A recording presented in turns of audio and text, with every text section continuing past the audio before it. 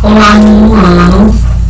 Estamos aí iniciando a nossa terceira aula de História. Nas nossas primeiras aulas nós fizemos aí uma revisão sobre a Revolução Russa, um dos últimos conteúdos que nós estudamos, né?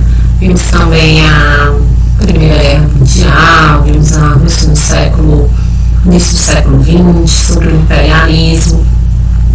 E aí eu vou retomar com vocês esse assunto que nós já até havíamos começado, antes das nossas aulas serem suspensas, né, sobre a chamada República Velha. Aí já é o terceiro capítulo do livro de vocês, certo? Então eu até já tinha colocado alguns pontos aí na lousa, né, quando nós deixávamos com as nossas aulas presenciais, sobre esse período da história do Brasil, que vai, como eu coloquei aí para vocês, de 1889 até 1930. É o período aí que inicia nosso período republicano, tá? Só para recapitular um pouquinho com vocês, quando se fala em história do Brasil, tradicionalmente a gente divide aí a história do Brasil em alguns livros, vocês vão encontrar como período pré-colonial, né? Alguns livros também estão trazendo a pré-história brasileira, né? Período pré-colonial, e a gente tem o período colonial, que se dá de fato a partir de 1534, quando a gente vai ter efetivamente a colonização brasileira, a ocupação do território pela coroa portuguesa. Depois a gente tem o período Império, né? Brasil Império, que termina em 1889, no 15 de novembro, lá com a proclamação ou golpe republicano. Como eu disse para vocês, hoje a história tem uma posição mais crítica com relação à proclamação da República. Nós vemos aí em sala, tá? E esse período republicano que também vai estar dividido aí em algumas fases. E a primeira fase é a chamada República Velha, que é esse período de 1889 até 1930, terminando aí com a chamada Revolução de 30, ou a chegada de Getúlio Vargas ao poder. Mas vamos aí iniciar a República Velha, né? Deixa eu passar aqui o slide para vocês. Primeiro ponto. Para a gente entender como se deu a instalação da República, a gente tem que voltar aí nos anos finais do período imperial do governo de Dom Pedro II, né? Os últimos anos do governo imperial foram anos bem conturbados na política brasileira. Então a gente vai ter algumas questões vão de certa maneira mexer com a popularidade do imperador Dom Pedro II, né? Diminuir aí o seu apoio, né? O apoio que ele tinha principalmente dos grandes latifundiários, dos grandes donos de escravos e comerciantes, tá? Uma questão que vai pesar muito nesse processo será a questão abolicionista, né? A abolição da escravidão no Brasil no ano de 1888. Olha aí, um ano depois vai ser proclamada a República. Coincidência? De maneira nenhuma, tá? A partir do momento em que o governo de Dom Pedro II decide realmente acatar as pressões internacionais e realmente promover a abolição da escravidão, o fim do trabalho escravo no Brasil, isso vai repercutir de uma maneira muito negativa entre os grandes latifundiários, principalmente a elite latifundiária brasileira das regiões ali de São Paulo, Minas Gerais, Rio de Janeiro, né? Que vão realmente se afastar de Dom Pedro II, eles que eram, né, a grande base de sustentação, de apoio do governo imperial. Em contrapartida também ganha cada vez mais força, principalmente em São Paulo, as ideias republicanas. Elas vão se firmando cada vez mais no Brasil. É fundado no Brasil, ainda no Império, o Partido Republicano Paulista, na região aí de Itu, no interior de São Paulo, e isso vai atrair um grande número de latifundiários, né, que estavam, de certa maneira, desiludidos com o Império, com o Imperador. Então, muitos vão acabar se transformando aí, se tornando republicanos, né, vão começar a ser simpatizantes da ideia de uma república no Brasil. Por que não? tá? Então, a partir desses conflitos, né, dessa ideia, vai começar a se passar uma ideia de que o Império, ele não servia mais ao cenário brasileiro, vai se passar uma imagem do Império decadente, de um Império capenga, velho, um sistema velho. Inclusive, no livro de vocês tem uma charge muito interessante que é de Dom Pedro II, como se ele estivesse dormindo numa poltrona, na imagem de um velhinho, fraco, desamparado, que era a ideia que os jornais na época que vão começar a fazer duras críticas ao imperador, à sua família, à instituição imperial. Enfim, é esse cenário aí bem de contestação, né? Esses cenários de conflitos que a gente vai ter a implantação da República no Brasil, né? A gente vai ter, diante aí dessa crise imperial, um grupo, principalmente oriundo do Exército Brasileiro, que vai ganhar muita força após a Guerra do Paraguai, vai tomar a liderança com o apoio dos grandes latifundiários e vai se implantar o sistema republicano no Brasil, tá? Os historiadores, nós historiadores, tratamos esse evento como um golpe republicano, já que vai contra a Constituição Imperial, né? Vai se rasgar a Constituição Imperial e um grupo vai realmente dar um golpe, vai tirar Dom Pedro II do poder da noite para um dia, né? O Brasil vai dormir em império, vai acordar uma república. Grande parte dos brasileiros não sabiam nem o que significava essa mudança, né? Um autor brasileiro diz: o Brasil não tem povo, tem público, né? O povo assistiu aquilo bestializado, inclusive a comitiva do exército que partiu para dar ali uma notícia, vamos dizer assim, para Dom Pedro II expulsá-lo do Brasil. Muitos cariocas, quando viram ali aquela passeata militar, pensavam que era um ensaio para um desfile militar, nem sabiam do que se tratava, tá? E nesse início, a gente vai ter aí a criação da chamada República da Espada. Esse período da República Velha vai estar dividido em dois momentos. A gente vai ter a chamada República da Espada e logo depois a gente vai ter a chamada República das Oligarquias. Então, logo após a proclamação da República, a gente vai ter esse período que é chamado de República da Espada. Por que, Tayana, esse primeiro momento é chamado de República da Espada? Eu já falei essa história para vocês, mas eu vou recordá-los. Porque os nossos primeiros presidentes, nossos dois primeiros presidentes eram militares. Primeiro, Marechal Deodoro da Fonseca, logo depois ele vai ser substituído por Floriano Peixoto.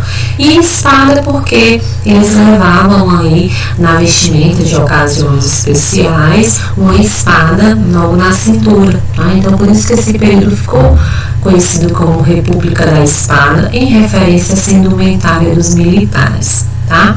Então se instala um governo republicano, um governo de militares, né? A gente vai ter aí a implantação da República através de um decreto, tá?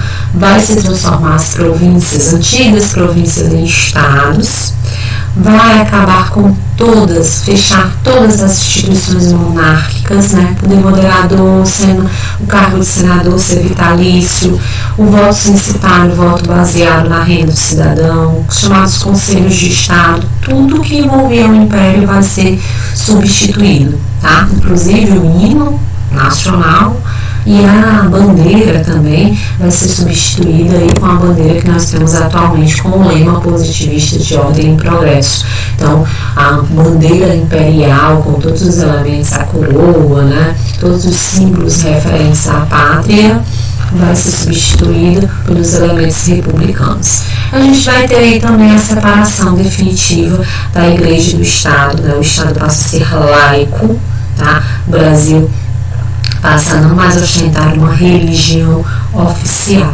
tá? Então essas são as primeiras ações aí desse chamado governo republicano, desse período da chamada República da Espada.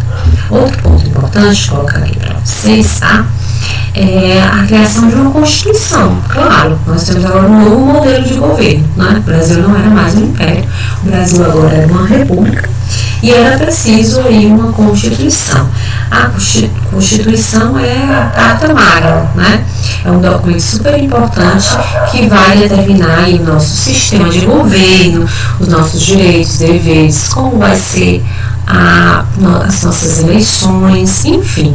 Então ela vai se inspirar no modelo norte-americano, né, no modelo dos Estados Unidos, vai adotar, como eu mostrei para vocês, uma república representativa, federalista e presidencialista, divisão dos estados, e vai se dividir o poder em três: executivo, legislativo e judiciário, abolindo de vez o chamado quarto poder, que é o poder moderador, tá? Votação: o voto vai passar a ser aberto para homens maiores de 21 anos de idade e alfabetizados. Isso aí é super importante. Tayane, e as mulheres? As mulheres não vão votar. Na verdade, o voto feminino só vai vir lá depois dos anos 30, no governo de Vargas, né? Então, as mulheres não vão ter direito a voto. Não só as mulheres, não. Mulheres, soldados, padres, né, os chamados soldados de patente baixa, e também mendigos, né, pessoas que eram analfabetas, não tinham direito a votar. Então é um número muito pequeno de eleitores que a gente vai ter no início do período republicano, tá? Próximo ponto, ainda aí na República da Espada. Então, que vai marcar esses governos militares, a gente vai ter aí o primeiro governo, o Deodoro da Fonseca, tá, que assume logo após aí a proclamação da República. Logo no seu governo, a gente vai ter aí a crise do encilhamento, certo? Essa crise vai ocorrer durante aí a presença do ministro da Fazenda, Rui Barbosa, numa tentativa de incentivar a industrialização. Ele vai implantar uma medida que permitia aos bancos conceder empréstimos e emitir moedas, tá? Então esse descontrole de emissão cambial vai acabar gerando aí um certo descontrole mesmo na economia. Então muitas pessoas vão começar a criar empresas fantasmas para simplesmente ir ao banco, né, pegar ali um empréstimo para movimentar a sua empresa, criar a sua empresa, e na verdade essas empresas não saíam do papel. E muitas vezes essas pessoas não pagavam o que deviam aos bancos, né? Então isso vai gerar uma grave crise econômica logo aí no início do período da República, tá? O governo de Marechal Deodoro da Fonseca vai ser um governo muito conturbado, ele vai ter muita hostilidade por parte aí do Congresso, tanto que ele e as suas medidas, várias medidas, não vão ser aceitas pelo Congresso Nacional, tanto que uma atitude muito autoritária, ele manda fechar o Congresso, tá? E isso vai levar uma série de críticas à sua pessoa e protestos contra o seu governo, que vai levá-lo a renunciar. Então, Deodoro renuncia ao cargo de presidente, sendo logo assumido, aí, né, sendo logo, vamos dizer, substituído pelo seu vice, no caso, outro marechal, o Marechal Floriano Peixoto, tá? Floriano vai promover uma reabertura do Congresso, vai continuar com as medidas econômicas de incentivo aí à industrialização, porém, né, apesar de ser uma pessoa mais aberta ali ao diálogo, também vai se destacar pelo seu autoritarismo, tanto que ele vai ganhar aí o apelido de Marechal de Ferro, tá? E vai marcar aí o seu governo alguns conflitos conhecidos, as revoltas armada e a revolta federalista, tá? Então, esse vai ser um período bem conturbado da história do Brasil, durante esse chamado período da chamada República da Espada, certo? O próximo período, logo após aí o governo do Floriano Peixoto, a gente vai ter aí as chamadas, né, República das Oligarquias. E aí eu vou deixar esse período para nosso próximo encontro, para nossa próxima aula. A gente vai ter esse período governo das oligarquias, República das Oligarquias, onde uma minoria vai passar a governar no Brasil. E aí na próxima aula a gente vai ver que características vai se ganhar esse período republicano, né, período da República Velha, características bem marcantes que vão se consolidar durante esse período da República das Oligarquias, tá? Então a gente vai ter a questão do coronelismo, nós vamos ter também o fortalecimento do café dentro da economia nacional, a política chamada política café com leite, a chamada política dos governadores, e também vamos pontuar uma série de revoltas e rebeliões que vão estar ocorrendo nesse período inicial da República no Brasil, tá? Então, no nosso próximo encontro, nós vamos aí rever um pouco sobre esses pontos da chamada República das Oligarquias, e também vou ver com vocês, né, sobre aquelas revoltas que eu havia passado com o trabalho de N2, onde vocês iam apresentar divididos em equipe. Depois, em outro momento, eu vou falar sobre essa atividade que nós iremos ainda fazer, tá? Então, até a nossa próxima aula, até o nosso próximo encontro. Um lembrete, deixei aí no portal algumas questões sobre esse conteúdo para vocês irem exercitando, revendo, já fazendo aí essas atividades, tá? Referente a esse conteúdo da República Velha. E já vão fazendo a leitura do livro de vocês. Então, até a nossa próxima aula. Beijo.